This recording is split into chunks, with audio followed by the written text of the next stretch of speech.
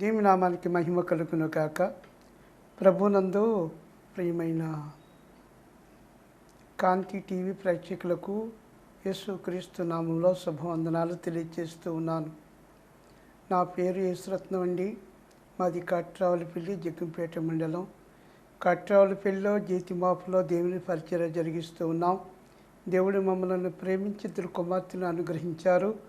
వారిని దేవుని సేవకు సమర్పించాం. ఇప్పుడు మా పెద్ద కుమార్తె కేజియా దైవ సందేశాన్ని అందిస్తుంది. Praise lord. ప్రభు యేసుక్రీస్తు నామంలో మీ అందరికీ శుభాభివందనాలు తెలియజేస్తూ ఉన్నాము. మరి ఒక మారు నిరీక్షణ గడియ అనేటటువంటి కార్యక్రమం ద్వారా మిమ్మల్ని అందరినీ కలుసుకోవడానికి దేవాతి దేవుడిచ్చినటువంటి శ్రేష్టమైన సమయాన్ని బట్టి ఎంతగానో మేము దేవుని స్తుతిస్తూ ఉన్నాము. మరి దేవుని యొక్క కృప చాలా ఉన్నతమైనది, దేవుని యొక్క ప్రేమ అపారమైనది. ఆయన ప్రేమను మనం వర్ణించలేము. కనుక ప్రేమైన దేవుని బిడ్డలారా, దేవుని యొక్క ఉచితమైన కృప మనందరము కలిగినందుకు ఎంతో మనం ధన్యులం. యెహోవా తమకు దేవుడు కాగలిగిన జనులు ధన్యులు అంటూ ఉన్నారు. ఈరోజు పరిశుద్ధాత్మ దేవుడు కొన్ని విషయాలు బైబిల్ గ్రంథంలోంచి మనందరితో మాట్లాడాలని ఆయన ఇష్టపడుతూ ఉన్నాడు. ప్రస్తుత దినాల్లో మనం చూసినప్పుడు సమస్య లేని వారు ఎవరైనా ఉన్నారా అని ప్రశ్నిస్తే సమస్య లేని వాళ్ళు ఎవ్వరూ లేరు. ఎవరో ఒకరికి ఏదో ఒక సమస్య, చిన్న సమస్య, పెద్ద సమస్య, తట్టుకోలేని సమస్య, ఏదో ఒకటి. అలాగే మనం చూసినప్పుడు ఆరోగ్యవంతులు ఎవరైనా ఉన్నారా అని మనం చూస్తే ఏ ఒక్కరిలో కూడా ఆరోగ్యం మనం చూడటం లేదు. చిన్నపిల్లలు మొదలుకొని, లేదంటే అప్పుడే పుట్టిన శిశువులు మొదలుకొని వృద్ధుల వరకు, యవనస్తులు అందరూ కూడా చూస్తే ఏదో ఒక హెల్త్ ప్రాబ్లం, ఆరోగ్య సమస్య అనేది చూస్తూ ఉన్నాం. దేవుడు చెప్పినట్లుగా అరికాలు మొదలుకొని నడినెత్తి వరకు స్వస్థత కొంచెమైనా లేదు. అవి పిండబడలేదు, కట్టబడలేదు, మరి తైలముతో మెత్తన చేయబడలేదని యెషయా గ్రంథంలో చెప్పినట్లుగా ప్రస్తుత దినాల్లో మనం చూస్తూ ఉన్నాం. అయితే ప్రియమైన దేవుని బిడ్డలారా, దేవుని యొక్క ఉద్దేశం ఏంటి అని అంటే అందరూ చక్కగా ఆరోగ్యంతో ఉండాలి, అందరూ ఫలించాలి, అభివృద్ధి చెందాలి. ఆధ్యాత్మికంగాను, శారీరకంగాను, మానసికంగాను, ఆరోగ్యపరంగాను అన్ని విషయాల్లో కూడా దేవుని యొక్క దృష్టిలో ఫలించాలని ఆయన ఇష్టపడుతూ ఉన్నాడు. కనుక దేవుడు చెప్తున్నాడు ఒక్కొక్క సమయంలో, మరి నిశ్చయముగా నేను పొందిన దెబ్బల చేత మీకు స్వస్థత కలుగునని. దేవుని యొక్క కృప ఎంతో గొప్పది.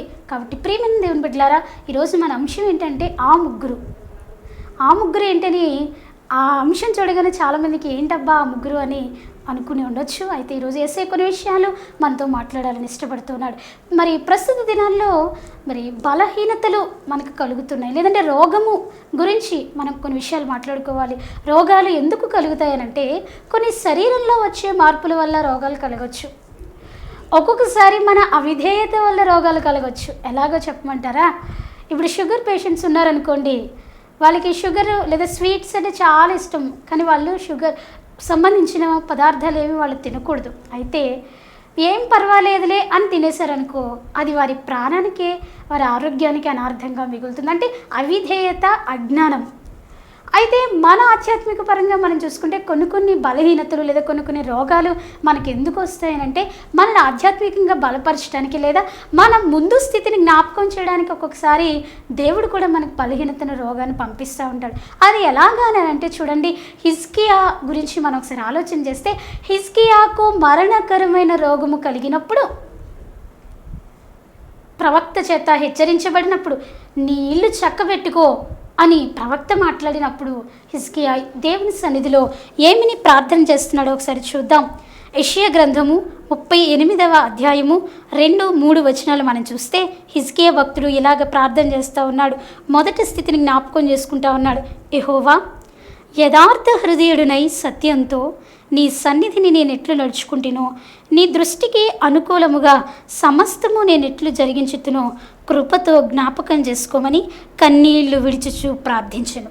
దేవుని యొక్క ఉద్దేశం ఏంటి అనంటే కొన్ని వాక్యాల్లో చెప్తా ఉన్నాడు భక్తుడు, నిన్ను కఠినముగా శిక్షిస్తాను కానీ మరణానికి అప్పగించను, కాలు జారు చోట నిన్ను ఉంచుతాను కానీ నిన్ను జారనివ్వను అని దేవుడు చెప్తా ఉన్నాడు. చూడండి, యోబు జీవితంలో భయంకరమైన రోగం, భయంకరమైనటువంటి శారీరక బలహీనతను మనం చూస్తాం. ఒళ్ళంతా కురుపులు వేయడం, భయంకరంగా ఒళ్ళంతా చీకిపోవడం మనం చూస్తాం. అది ఎందుకు వచ్చిందంటే యోబు విశ్వాసాన్ని పరీక్షించడానికి. కొన్నిసార్లు మన బలహీనతలు లేదా రోగాలు మన విశ్వాసాన్ని పరీక్షించడానికి వస్తాయని కూడా మనం తెలుసుకోవాలని ఈరోజు యేసయ్య నీకు తెలియజేస్తూ ఉన్నాడు. కనుక ప్రియమైన దేవుని బిడ్డలారా, దేవుడు మాట్లాడుతూ ఉన్నాడు, నీ జీవితంలో ఈరోజు రోగంతో నీవు బాధపడుతున్నావా? మరణ పడకల మీద నీవు ఉన్నావా? రోగ శయ్య మీద నీవు ఉన్నావా? యేసయ్య ఈరోజు నీతో కొన్ని విషయాలు మాట్లాడాలని ఇష్టపడుతూ ఉన్నాడు. ఆ ముగ్గురు అనే అంశంలో ఈరోజు మనం ఏం తెలుసుకోబోతూ ఉన్నామనంటే, ప్రియమైన దేవుని బిడ్డలారా, యేసయ్య ఈ లోకానికి వచ్చి తన యొక్క సువార్త విధానాన్ని కొనసాగిస్తుండగా బహుజన సమూహములు ఆయన వెంట వెళ్తూ ఉన్నారు. కోకొల్లలుగా రోగులను ఆయన వెంట వేస్తూ ఉన్నారు. ఎందుకంటే ఆయన నీడలో స్వస్థత, ఆయన వస్త్రములో స్వస్థత, ఆయన చూపులో స్వస్థత, ఆయన మాటలో స్వస్థత. కనుక యేసయ్యను అనేక మంది యేసయ్య దగ్గరకు రోగులు తీసుకొస్తున్నప్పుడు, ఏ రోజు యేసయ్య నేను నిన్ను స్వస్థపరచడం లేదు, కానీ ప్రతి ఒక్కరిని స్వస్థపరుచుకుంటూ బాగు చేసుకుంటూ వచ్చినట్లుగా మనం చూస్తూ ఉన్నాం. అయితే ఒక్కొక్క సందర్భంలో యేసయ్య ఏం చెప్పాడు తెలుసా? నీ విశ్వాసమే నిన్ను స్వస్థపరచును. కాబట్టి ఈరోజు యేసయ్య నీకు చెప్తున్నాడు, మరణ పడక మీద నుండి లేదా రోగంతో ఉండి వాక్యాన్ని వింటున్నావేమో, నీ విశ్వాసమే నిన్ను స్వస్థపరచును అని యేసయ్య మాట్లాడుతున్నారు. కాబట్టి యేసయ్య పగలంతా తన పరిచర్య చేస్తున్నప్పుడు కొంత సమయాన్ని సువార్త ప్రకటించి కొంత సమయాన్ని రోగులను బాగు చేస్తూ ఉన్నట్లుగా మనం చూస్తాం. గుడ్డి వారికి చూపునిచ్చారు, మూగవారికి మాటలు ఇచ్చారు, పక్షవాయువు చేత పడిపోయిన వారిని లేవనెత్తారు, రక్తస్రావ రోగము కలిగినటువంటి స్త్రీని ముట్టి స్వస్థపరిచినట్లుగా చూస్తున్నాం. 38 ఏళ్ల నుండి బెతెస్దా కొనేరు దగ్గర పడినటువంటి ఆ వ్యక్తిని మనం చూస్తాం.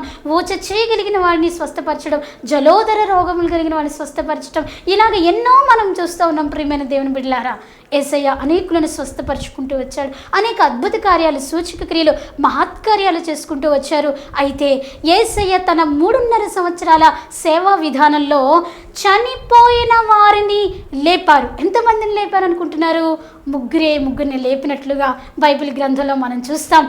కనుక ప్రియమైన దేవుని బిడ్డ, ఈ రోజు నా అంశము, పరిశుద్ధాత్మ దేవుడు ఇచ్చిన అంశం ఏంటంటే, ఆ ముగ్గురు. ఏ ముగ్గురు అంటే, యేసయ్య తన జీవిత విధానంలో లేదా యేసయ్య తన సువార్త జీవితంలో చనిపోయిన ముగ్గురిని లేపినట్లుగా మన లేఖనాలు తెలియజేస్తున్నాయి.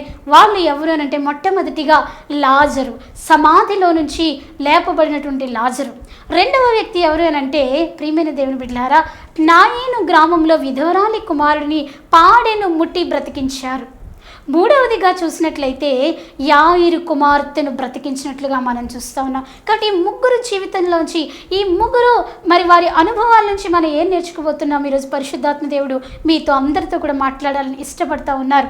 ఏంటి అని అంటే, మొట్టమొదటిగా లాజర్ని మనం చూసినప్పుడు, లాజర్ యొక్క కుటుంబాన్ని ఒకసారి మనం గమనించాలి. మరియా మార్తల యొక్క సహోదరుడు లాజరు.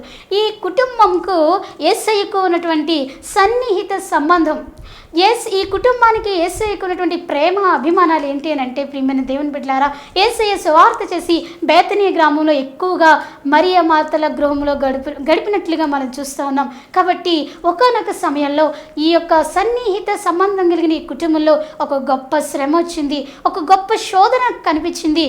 ఏంటి అని అంటే, ఇంకా మనం చూస్తే యేసయ్యట మరియను, మార్తను, అతని సహోదరుడైనటువంటి లాజరును ప్రేమించాడు అని బైబిల్లో రాయబడి ఉంది. చూడండి, బైబిల్ గ్రంథం నుంచి మనం కనుక ఒకసారి చూసినట్లయితే, ప్రియమైన దేవుని బిడ్డలు, మొట్టమొదటిగా లాజరు గురించి మనం తెలుసుకుందాం. యోహాను సువార్త 11వ అధ్యాయంలో లాజరు యొక్క వృత్తాంతం రాయబడి ఉన్నది. లాజరు యేసయ్యకు ఎంతో పరిచర్య చేస్తూ ఉండేవాడు. లాజర్ అంటే యేసయ్యకి ఇష్టం, యేసయ్య అంటే లాజరుకి ఇష్టం. ఈ విధంగా వారి యొక్క సంబంధం కొనసాగుతూ ఉంటుండగా ఏం జరిగింది అని అంటే, లాజరు ఒకానొక రోజున మరణ పడకల మీద ఉండి చనిపోయినట్లుగా మనం చూస్తూ ఉన్నాం. అయితే ప్రియమైన దేవుని బిడ్డలారా, లాజరు చనిపోతాడని యేసయ్యకి తెలుసు, లాజరు రోగిగా ఉన్నాడని యేసయ్యకి తెలుసు. అయితే యేసయ్య ఏం చేశారంటే, కావాలని వేరే గ్రామానికి వెళ్ళినట్లుగా బైబిల్ గ్రంథంలో వాక్యంలో మనం చూస్తూ ఉంటాం. కాబట్టి యేసయ్య దగ్గరికి వర్తమానం వచ్చిన తర్వాత లాజరునేమో సమాధి చేసేశారు. మరియా మార్తలు ఎంతో వేదనతో, దుఃఖంతో బాధపడుతూ ఉన్నారు. ఈ సమయంలో ఏం జరిగిందంటే, యేసయ్య వర్తమానాన్ని తెలుసుకున్నారు. అక్కడి నుంచి బయలుదేరి రావటానికి ప్రయత్నం చేశారు. బయలుదేరి వస్తూ ఉన్నారు. బయలుదేరి వచ్చి ఉన్నప్పుడు ఆయన చెప్తున్న మాట ఏంటో తెలుసా? చూడండి ప్రియమైన దేవుని బిడ్డలారా, ఏమని అంటూ ఉన్నారంటే, 4వ వచనం, 11వ అధ్యాయం యోహాను సువార్త 4వ వచనంలో, ఈ వ్యాధి మరణము కొరకు వచ్చినది కాదు, కానీ దేవుని కుమారుడు మహిమ పరచబడినట్లు దేవుని మహిమ కొరకు వచ్చినదనెను. దేవుని నామానికి మహిమ కలుగును గాక. కాబట్టి ప్రియమైన దేవుని జనాంగమా, ఈరోజు యేసయ్య నీకు చెప్పాలనుకున్నామని చూడండి. గుడ్డివాని విషయంలో కూడా చాలామంది వీడు చేసిన పాపమా, వీని తల్లిదండ్రులు చేసిన పాపమా, బోధకుడా ఏంటి అనంటే దేవుని క్రియలు ఈయన యందు ప్రత్యక్షపరచబడడానికే, దేవుని క్రియలు వీని యందు బయలుపరచబడడానికే వీరికి గుడ్డితనం వచ్చింది. కానీ వీడు చేసిన పాపం కాదు, వీని తల్లిదండ్రులు చేసిన పాపం కాదు. చాలామంది కూడా ఇలాగే ఈ రోజుల్లో మాట్లాడుతుంటారు. ఏం పాపం చేశారో, ఏం దోషం చేశారో, ఏమొచ్చిందో అందుకే ఇంత శ్రమ అనుభవిస్తూ ఉన్నారని. కానీ యేసయ్య చెప్తున్న మాట ఏంటంటే కొన్ని సందర్భాల్లో కొన్ని మనకు సంభవించేవి ఆయన నామము మహిమపరచబడ, తండ్రి నామము మహిమపరచబడటం కోసమని ఈరోజు మాట్లాడుతూ ఉన్నాను. కాబట్టి లాజరు యొక్క మరణము దేవుని మహిమ కొరకు వచ్చినట్లుగా మనం చూస్తూ ఉన్నాం. కనుక ప్రియమైన దేవుని జనాంగమా, ఈ యొక్క వాక్యాన్ని వింటున్న యేసయ్య నీతో మాట్లాడుతున్నాడు. ఒకవేళ మంచం మీద పడుకుని రోగంతో ఈ వాక్యం వింటూ ఉన్నావేమో, యేసయ్య నీతో మాట్లాడుతూ ఉన్నాడు. అయితే కొంతమంది ఏం చేస్తూ ఉంటారో తెలుసా, మంచం మీద పడుకొని టీవీ ఎదురుగా పెట్టుకుని లోకానుసరమైన విషయాలు టీవీలో వస్తున్నవన్నీ చూస్తూ ఉంటారు. అయితే మరణ పడక మీద లేదా మంచం మీద రోగంతో ఉన్న నీవు చేయాల్సిన పని ఏంటో తెలుసా, ప్రభువా నన్ను కనికరించు. ఎందుకంటే యేసయ్య కనికరం కలిగిన దేవుడు, యేసయ్య జాలి కలిగిన దేవుడు. ప్రియమైన దేవుని బిడ్డలారా, దావీదు కుమారుడా నన్ను కనికరించమని కేక వేసిన గుడ్డివాడిని త్రోసివేయలేదు. నీకు ఇష్టమైతే నన్ను స్వస్థపరచని వచ్చిన వేడుకొనినటువంటి ఆ యొక్క కుష్టు వ్యాధి కలిగిన వాడిని యేసయ్య త్రోసివేయలేదు. ప్రతి ఒక్కరిని యేసయ్య కనికరించి బాగు చేసి స్వస్థపరిచినట్లుగా చూస్తూ ఉన్నాం. కనుక ప్రియమైన దేవుని బిడ్డలారా, లాజరుకు వచ్చినటువంటి ఆ యొక్క మరణము క్రీస్తు మహిమపరచబడ్డానికి, తండ్రి మహిమపరచబడ్డానికని యేసయ్య పలుకుతూ ఉన్నాడు. అయితే యేసయ్య వచ్చారు. యేసయ్య వచ్చినప్పుడు మార్త అంటది, అయ్యా నీవు ఇక్కడే ఉన్నావు, నిన్న మొన్నటి వరకు నీవు ఇక్కడే ఉండుంటే నా తమ్ముడు బాగుపడును అని చెప్తా ఉన్నప్పుడు యేసయ్య చెప్తున్నాడు, మార్త నమ్మితే నా మహిమను చూస్తావు అని చెప్పినప్పుడు, అయ్యా మృతులకు మరలా పునరుద్ధానం ఉందని రెండవ రాకడలో మాకు తెలుసయ్యా అంటున్నప్పుడు, కాదు నీవు నమ్మితే ఇప్పుడే మహిమను చూస్తావు. ఈరోజు యేసయ్య నీకు చెప్తున్నాడు, నమ్మితే నా మహిమను చూస్తావు. నమ్ముట నీ వలనైతే నమ్మవానికి సమస్తము సాధ్యమే, మనుషులకు అసాధ్యమైనది నాకు సమస్తము సాధ్యమని యేసయ్య నీతో మాట్లాడుతూ ఉన్నాడు. కాబట్టి డాక్టర్లు నీ యొక్క రోగము కుదరదని లేదా నీ రోగము తగ్గదని, తగ్గే ఛాన్సులు లేవని ఒకవేళ చెప్తున్నారేమో, రిపోర్ట్లు మార్చగలిగిన సమర్థుడు నా యేసయ్య, నూతన అవయవాలను సృష్టించగలిగిన సమర్థుడు నా యేసయ్య. కనుక ఈరోజు నీతో మాట్లాడుతున్నాడు. లాజరు విషయంలో మనం చూసినప్పుడు మరియా మార్తలు వేదనతో బాధపడుతూ ఉన్నారు. అయితే యేసయ్య కూడా చూడండి, యేసయ్యకు మరియకు మార్తకు లాజరుకు ఉన్న సన్నిహిత సంబంధం. యేసయ్య లాజరు చనిపోయాడని ఆత్మలో మూలుగుతూ ఉన్నారట, కన్నీళ్లు విడిచారని రాబడి ఉంది. ప్రియమైన దేవుని బిడ్డలారా, అయితే మరియా మార్త ఎంతో మదన పడుతూ వేదన పడుతున్నారు. అయితే అనేక మంది యూదులు వచ్చి ఓదారుస్తూ ఉన్నారట. కానీ ప్రియమైన దేవుని బిడ్డలారా, ఎంతమంది వచ్చిన వాళ్ళలో ఉన్న లోటు పూడ్చిపడలేదు, ఎంతమంది వచ్చిన వాళ్ళు ఆదరణ పొందలేకపోతూ ఉన్నారు. అయితే యేసయ్య రాగానే, యేసయ్య పాదం పెట్టగానే, యేసయ్య వాళ్ళ ఇంటికి వెళ్ళగానే, యేసయ్య మరియా మార్తలతో మాట్లాడగానే వాళ్ళ లోటు పూడ్చబడింది. దేవునికి స్తోత్రం కలుగును కాక.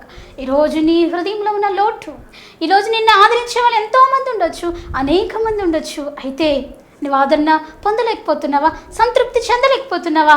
యేసయ్య నీకు సంపూర్ణమైన ఆనందము, సంపూర్ణమైన ఆదరణ, సంపూర్ణమైన శాంతిని ఇవ్వాలని కోరుతున్నారు.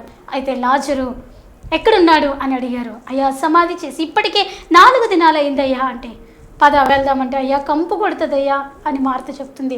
కానీ నమ్మితే నా మహిమ చూసి. ప్రియమైన దేవుని బిడ్డలారా, పాడైపోయిన దాన్ని అది ఏమాత్రము ప్రయోజనం లేనిదైనప్పటికీ కూడా యేసయ్య బాగు చేసి వాడుకోగలిగిన సమర్థుడని ఈరోజు నీతో మాట్లాడుతున్నాడు. ఒకవేళ నీ జీవితం పాడైపోయిందా, నువ్వు పైకి బ్రతికి ఉండి లోపల చచ్చిన దానిలా జీవిస్తూ ఉన్నావా, నిన్ను మరలా జీవింపచేయాలని ఈ వాక్యం నీతో మాట్లాడుతూ ఉంది. నిన్ను మరలా ఉజ్జీవింపచేయాలని, ఆధ్యాత్మికంగా చచ్చిపోయిన స్థితిలో ఉన్నావా, మరలా నిన్ను లేపాలని యేసయ్య ఇష్టపడుతూ ఉన్నాడు. సమాధి దగ్గరికి వెళ్ళాడు.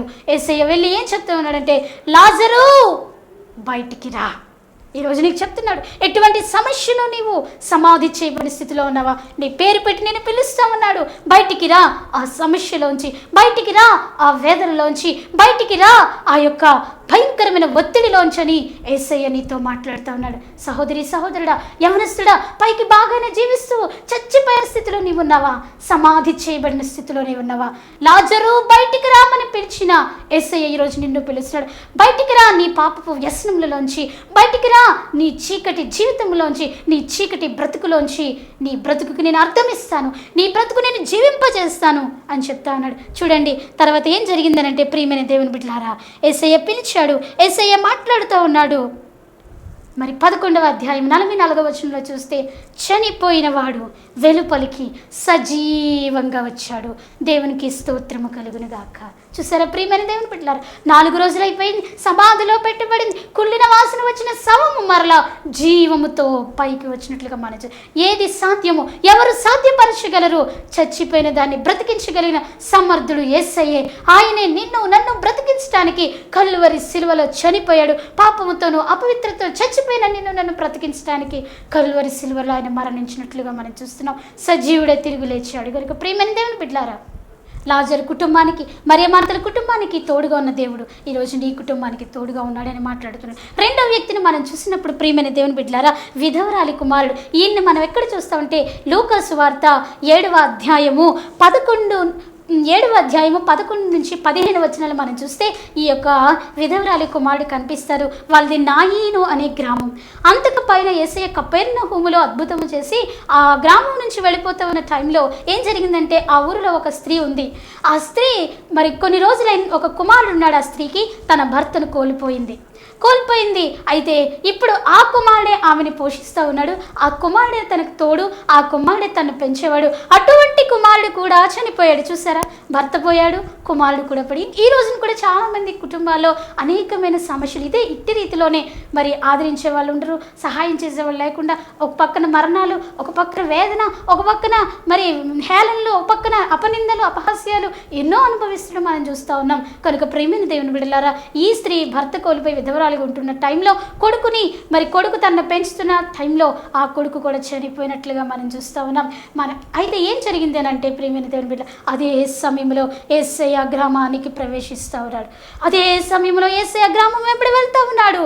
అయితే యేసయ్య అనుకున్నాడు, ఆ కుమారుని తీసుకుని వెళ్ళిపోతూ ఉన్నారు. అనేక మంది జనము కూడా ఆ యొక్క కుమారుడి పాడ వెంబడి వెళ్తూ ఉన్నారు. తల్లి కూడా తన కొడుకుని వదులుకోలేక తన కొడుకు వెంబడి వెళ్తూ ఉన్నప్పుడు ఏడుస్తూ ఉంది, అయ్యో నన్ను ఆదరించేవాళ్ళు, నన్ను ఆదరించే నా భర్త పోయాడు, నా భర్త పోయిన తర్వాత నా కొడుకు నన్ను పెంచుతున్నాడంటే తను కూడా పోయాడు, ఇప్పుడు నా పరిస్థితి ఏంటని భయంకరమైన మానసిక ఒత్తిడితో బాధపడుతున్నటువంటి ఆ స్త్రీని చూసి యేసయ్య ఏం చేశారో చూడండి ప్రియమైన దేవుని బిడ్డలారా.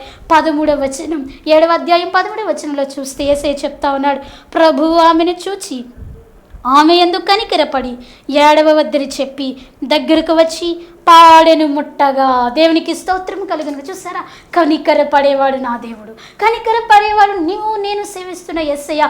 మనుష్యుడు నీ మీద కనికర పడకపోవచ్చు, మనుష్యుడు నీ మీద కఠోరంగా కర్కశంగా ప్రవర్తించవచ్చు, యేసయ్య నీ మీద కనికర పడేవాడు. చూసారా, నాకెందుకు లేని యేసయ్య వెళ్ళిపోలేదు, ఆమె మీద కనికరపడి పాడెని ముట్టి బ్రతికించారట.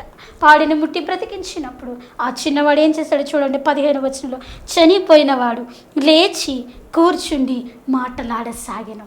చనిపోయినవాడు లేచి కూర్చుండి మాట్లాడసాగాడు. చూసారా ప్రియమైన దేవుని బిడ్డలారా, యేసయ్య కుటుంబానికి ఆదరణ ఇచ్చాడు, యేసయ్య కుటుంబానికి కనికరించాడు. ఈరోజు నీ కుటుంబం ఎటువంటి పరిస్థితిలో ఉంది, నిన్ను కనికరించాలని ఆయన ఇష్టపడుతూ ఉన్నాడు, నిన్ను కనికరించాలని ఆయన ఆశపడుతూ ఉన్నాడు. కనుక దయుంచి యేసయ్య నిన్ను మర్చిపోలేదని, యేసయ్య నిన్ను విడవలేదని నీవు మరువవద్దు ప్రియమైన దేవుని బిడ్డలారా. నాకెవ్వరూ లేరని దిగులుగా వేదనతో నువ్వు ఉండొద్దు, యేసయ్య ఉన్నాడనే ధైర్యంతో బ్రతుకు ప్రియమైన దేవుని బిడ్డలారా. కాబట్టి లాజరు చనిపోయినవాడు బయటికి వచ్చాడు సజీవంగా. నాయీను విధవరాలి కుమారుడు చనిపోయినవాడు లేచి కూర్చుండి మాటలాడసాగానని చూస్తున్నాం. 3వ వ్యక్తి దగ్గరికి మనం వచ్చినప్పుడు యాయీరు కుమార్తె. ఎవరండి? యాయీరు కుమార్తె. యాయీరు కుమార్తె గురించి మనం ఎక్కడ చూడవచ్చు అంటే మార్కు సువార్త 5వ అధ్యాయము 21 నుంచి 24 వచనాల్లో మనం చూసినప్పుడు మరి యేసు ప్రభు వారి దగ్గరికి అధికారుల్లో ఒకడు యాయీరు, అంటే చాలా పేరు ప్రఖ్యాతి ఉన్న వ్యక్తి యేసయ్య దగ్గరికి వచ్చాయా, నా కూతురు చావ సిద్ధంగా ఉందయ్యా, రెండయ్య వచ్చి మీరు బ్రతికించండి అని ఏం చేశాడని తెలుసా? ఆయన బ్రతిమాలుకొని ఆయన పాదాల మీద పడ్డాడు. అంత అధికారి కూడా ఏం చేశాడంటే తగ్గించుకున్నాడు యేసయ్య దగ్గర. సరే నాయన వస్తాను పద అన్నాడు. యేసయ్య తనతో పాటు వెళ్తా ఉన్నప్పుడు ఏం జరిగిందో తెలుసా? 21 నుంచి 24 వచనాల వరకు యాయిరుకు యేసయ్యకు మధ్య సంభాషణ జరిగింది. తర్వాత యాయిరు ఇంటికి వెళ్ళే లోపల ఏం జరిగిందంటే 5వ అధ్యాయము 25 నుంచి 34 వచనాలు మనం చూస్తే ఇంకొక వ్యక్తి ఎదురుపడింది. ఎవరు అంటే ఆమె 12 సంవత్సరముల నుంచి రక్తస్రావ రోగము కలిగిన స్త్రీ. ప్రియమైన దేవుని బిడ్డలారా, యేసయ్యకి అందరూ కావాలి. ఆయన ఒక్కరిని విడిచిపెట్టి ఒక్కరిని బాగు చేసే దేవుడు కాదు, అందరినీ ఆయన బాగు చేసే దేవుడు. అందరినీ ఆయన రక్షించాలనుకుని కాపాడాలి, స్వస్థపరచాలనుకునే దేవుడు. అయితే ఈ స్త్రీ తనలో తాను యేసయ్య చెంగు ముడితే బాగుపడతానేమో అనుకుని ఏం చేసిందంటే భయపడుతూ మరి యేసయ్య చెంగును ముట్టినప్పుడు నాలోంచి ప్రభావం వెళ్ళిందని యేసయ్య ఆగిపోయాడు. అంత జనసమూహంలో కూడా ఏం జరిగింది అని ఆగిపోయినప్పుడు శిష్యులు అంటారు, అయ్యా ఎంతోమంది ఉన్నారు, ఎవరో ఒకరి చేయి తగలొచ్చు, కాలు తగలొచ్చు, ఏదో తగలొచ్చు, మీరేంటి అలా ఆగిపోయారంటే లేదు నాలోంచి ప్రభావం వెళ్ళింది. ఏంటి అని చూసినప్పుడు ఈ స్త్రీ భయపడుతూ ఎదురుగుండా వచ్చి అయ్యా నేనే అని చెప్పింది. అయితే దేవుడు ఆమెను స్వస్థపరిచారు. ఆమె రక్త ద్వారా కట్టబడింది. అప్పుడు ఏం జరిగిందో తెలుసా? యేసయ్య అంటున్నాడు, సమాధానం కలిగిన దానివై వెళ్ళిపోమని చెప్తున్నాడు. కనుక ప్రియమని దేవుని జనాంగమా, యేసయ్య ఎవరిని వదిలిపెట్టే దేవుడు కాదు. నేను యేసయ్యని నమ్ముకోలేదు, నన్ను స్వస్థపరుస్తాడా అనుకుంటున్నావే వాక్యం వింటూ, కానీ నువ్వు యేసయ్యను తెలుసుకుని ఆయన అంగీకరించకపోయినా సరే యేసయ్య నిన్ను స్వస్థపరచడానికి సమర్థుడని ఈరోజు నీతో మాట్లాడుతున్నాడు. నీ రోగం నుంచి ఇప్పుడే నీకు విడుదల, నీ యొక్క బాధ నుంచి ఇప్పుడే నీకు విడుదల, నీ ప్రతి విధమైన బలహీనత నుంచి ఇప్పుడే నీకు విడుదలను ప్రకటిస్తూ ఉన్నాను. కనుక ప్రియమైన దేవుని బిడ్డలారా, ఇప్పుడు యేసయ్య యాయిరు ఇంటికి ఊరిలోకి ప్రవేశించినప్పుడు కొంతమంది వచ్చి, అయ్యా బోధకుడిని ఎందుకు బాధ పెడతావు? నీ కుమార్తె చనిపోయింది, ఇంకెందుకు ఆయన బాధపడతావంటే ఇప్పుడు యేసయ్య మాట్లాడుతున్నారు. చూడండి ఎంత చక్కగా యేసయ్య మాట్లాడుతూ ఉన్నాడంటే ప్రియమైన దేవుని బిడ్డలారా. మరి మార్కు సువార్త 5వ అధ్యాయము 36వ వచనం చూడండి. యేసయ్య ఏమంటున్నారంటే, యాయిరు వారు చెప్పిన మాట లక్ష్య పెట్టక భయపడక నమ్మిక మాత్రం వారు ఏం చెప్పారు? వాళ్ళు నీ కుమార్తె చనిపోయిందని చెప్పారు. తర్వాత ఇంకా అవసరం లేదులే బోధకుడిని శ్రమ పెట్టొద్దని చెప్పారు. అయితే యేసయ్య చెప్పిన మాట, వారు చెప్పిన మాట లక్ష్య పెట్టకు, భయపడకు, నమ్మిక మాత్రం ఉంచు. ఈరోజు కూడా చాలామంది ఎవరికైనా బాగాలేనప్పుడు గుంపుగా వచ్చేసి అక్కడ తీసుకెళ్తే బాగుంటుంది, మాంత్రికుని దగ్గర తీసుకెళ్తే బాగుంటుంది, లా డాక్టర్ దగ్గర తీసుకెళ్తే, ఈ డాక్టర్ దగ్గర తీసుకెళ్తే బాగుంటుంది. మనుషుల్ని కన్ఫ్యూజ్ చేసే చివరికి ఎక్కడ తీసుకువెళ్ళాలో అర్థం కాకుండా అయిపోతుంది. చివరికి దేవుడి మీద విశ్వాసం కూడా పోగొట్టేస్తూ ఉంటారు మనుషులు. కాబట్టి ఈరోజు యేసయ్య నీకు చెప్తున్నాడు, మనుషుల మాట లక్ష్య పెట్టక నీ విశ్వాసమే నేను స్వస్థపరుస్తుందని నీకు చెప్పినటువంటి యేసయ్యను నీవు విశ్వాసంతో అంగీకరించినట్లయితే, విశ్వాసంతో ఆయన మీద ఆధారపడినట్లయితే నీ యొక్కన్న ప్రతి సమస్య నుంచి, నీ రోగం నుంచి విడిపేస్తాడైతే యేసయ్య లోపలికి వెళ్ళాడు. లోపలికి వెళ్ళిన తర్వాత ఏం చేశారో తెలుసా? ఈ చిన్నది నిద్రించుచున్నదే కానీ చనిపోలేదు. దేవునికి స్తోత్రం కలుగును గాక. ప్రియమైన దేవుని బిడ్డలారా, మనుషులైతే ఆమె చనిపోయింది అనుకుని కలవరపడ్డారు. యేసయ్య అంటున్నారు, ఈ చిన్నది నిద్రించుచున్నదే కానీ చనిపోలేదు. ఈరోజు నీ సమస్య నిద్రిస్తూ ఉందే కానీ నీవు సమస్యలో పూర్తిగా అక్కడితో నువ్వు అంతమైపోలేదు. నీ సమస్యల నుంచి నేను బయటికి లేవనెత్తుతానని యేసయ్య ఈరోజు నీతో మాట్లాడుతూ ఉన్నాడు. కాబట్టి ఈ వాక్యం విన నీవు లాజరుని నీ ముందు పెట్టాడు. యాయిరు కుమార్తె నాయను విధవరాలు యేసయ్య జీవించిన కాలంలో ఈ ముగ్గురినే చనిపోయిన వారిని తిరిగి లేపినట్లుగా బైబిల్ గ్రంథంలో మనం చూస్తూ ఉన్నాం. కనుక ప్రియమైన దేవుని బిడ్డలారా, నీ పరిస్థితి ఏ చచ్చిన స్థితిలో ఉన్నప్పటికీ, ఆధ్యాత్మిక స్థితిలో చచ్చి ఉన్నప్పటికీ, ఒకవేళ శారీరకంగా నీవు బలహీనతో ఉన్నప్పటికీ ఈరోజు యేసయ్య సన్నిధిలో ప్రార్థించి ఈ వాక్యం ద్వారా యేసయ్య నీవు నాతో మాట్లాడు, నన్ను స్వస్థపరచవా, నన్ను కనికరించవా, నన్ను బాగుపరచవా. అందరు డాక్టర్లు అయిపోయారయ్యా, నా కిడ్నీలు పాడైపోయినాయి అయ్యా, నా యొక్క ఊపిరితిత్తులు పాడైపోయినాయి అంటున్నారు. నీకు అసాధ్యమైనది ఏముంది? నూతన అవయవాలు సృష్టించగలిగిన వాడు కదా, అవయవ నిర్మాణకుడు నీవు కదా అని నీవు యేసయ్యకు ప్రార్థన చేసినట్లయితే ఖచ్చితంగా యేసయ్య నిన్ను స్వస్థపరుస్తాడైతే మరణ పడక మీద లేదంటే మంచం మీద బలహీనత పడుకొని సినిమా సీరియల్స్ చూడడం కాదు, కానీ యేసయ్యకు నువ్వు ప్రార్థన చేస్తే యేసయ్య నిన్ను స్వస్థపరుస్తాడు. కాబట్టి మనుషుల మాట లక్ష్య పెట్టకండి, యేసయ్య మీద మీ విశ్వాసం ఉంచండి, మీ హృదయాలు కలవరపడనివద్దని యేసయ్య ఈరోజు నీతో మాట్లాడుతున్నాడు. బేతనియ గ్రామంలో ఆ యొక్క కుటుంబాన్ని ఆదరించి కుటుంబానికి సంతోషమునిచ్చాడు. నాయీలు విధవరాలి ఇంటిలో అద్భుతాన్ని చేసి ఆ విధవరాలకు ఊరటను కలిగించాడు. అలాగే యాయిరు కుమార్తెను బ్రతికించి మరి యేసయ్య తన యొక్క మహిమను అక్కడ బయలుపరుచుకున్నట్లుగా మనం చూస్తూ ఉన్నాం. కాబట్టి ప్రియమైన దేవుని జనాంగమా, ఈరోజు దేవుడు చెప్తున్నాడు, విశ్వాసంతో ఉండండి. మీ సమస్యలు, మీ బలహీనతలు, మీ రోగముల నుంచి నేను మిమ్మల్ని విడిపిస్తానని చెప్తా ఉన్నాడు. వారి పట్ల అద్భుతాన్ని చేసిన దేవుడు, చనిపోయిన వారిని సహితము లేపగలిగిన సమర్థుడు. ఒకవేళ శారీరకంగా మనము మామూలుగానే జీవిస్తున్న ఆధ్యాత్మిక స్థితిలో చచ్చిన వారిగా ఉన్నామేమో, ప్రార్థన జీవితంలో చచ్చిన వారిగా ఉన్నామేమో. కాబట్టి జ్ఞాపకం పెట్టుకోండి. ఈ వాక్యం మీతో మాట్లాడితే, మరి ఈ వాక్యం ద్వారా మీరు బలపరచబడితే మాకు ఫోన్ చేసి పంచుకోండి. స్క్రీన్ మీద వస్తున్న నంబర్లకి కాల్ చేయమని కోరుకుంటూ ఉన్నాం. తల వంచినట్లయితే ప్రార్థన చేసుకుందాం. సర్వశక్తి, మిక్కిలి ప్రేమ, కృపా కనికరము కలిగినటువంటి మా ప్రియ పరలోకపు తండ్రి, నీ ఘనమైన నామానికి వందనాలు. నిశ్చయముగా నీవు పొందిన దెబ్బల చేత మాకు స్వస్థత. దేవా, ఎంతమంది అయితే రోగములతో బాధపడుతున్నారు, kidney problems, lungs problems, heart problems, దేవా రకరకాల సమస్యలు, మోకాళ్ళ సమస్యలతో ప్రభా, నడువు నొప్పులతో, కడుపులోనైన అల్సర్స్తో, గ్యాస్ట్రిక్ ప్రాబ్లమ్స్తో, రకరకాలైన బాధలతో తనే బాధపడుతున్నారు. ప్రతి ఒక్కరిని ఇప్పుడే ముట్టండి, స్వస్థపరచండి. నజరేయుడైన యేసు అధికారం గల నామమున విడుదల ప్రకటిస్తూ ఉన్నాం ప్రభువా, నీకు వందనాలు. వీరిని దర్శించండి. ఈ యొక్క వాక్యం చూస్తున్న బిడ్డల జీవితంలో గొప్ప కార్యం జరిగించి మహిమ పొంది కృప చూపించి సమస్త మహిమ ఘనత ప్రభావములు నీకే ఆరోపించుకుంటూ మా ప్రభువును ప్రియకుమారుడు రక్షకుడైన యేసుక్రీస్తు వారి అతి శ్రేష్టమైన ప్రశస్తమైన నామములో ప్రార్థన సమర్పించి అడిగి వేడుకొనిచున్నాం మా ప్రియ పరలోకపు తండ్రి. Amen, amen. దేవుడు మిమ్మల్ని అందరినీ దీవించును గాక. God bless you all. మీ ప్రార్థన అవసరతలకే సంప్రదించవలసిన మా చిరునామా సిస్టర్ కేజియా, యెరూషలేం స్తుతి ప్రార్థనా మందిరం, కాట్రావులపల్లి, జగ్గంపేట మండలం, తూర్పుగోదావరి జిల్లా, కొత్తపేట స్ట్రీట్. మా ఫోన్ నెంబర్స్ 9885128054 మరియు 97047762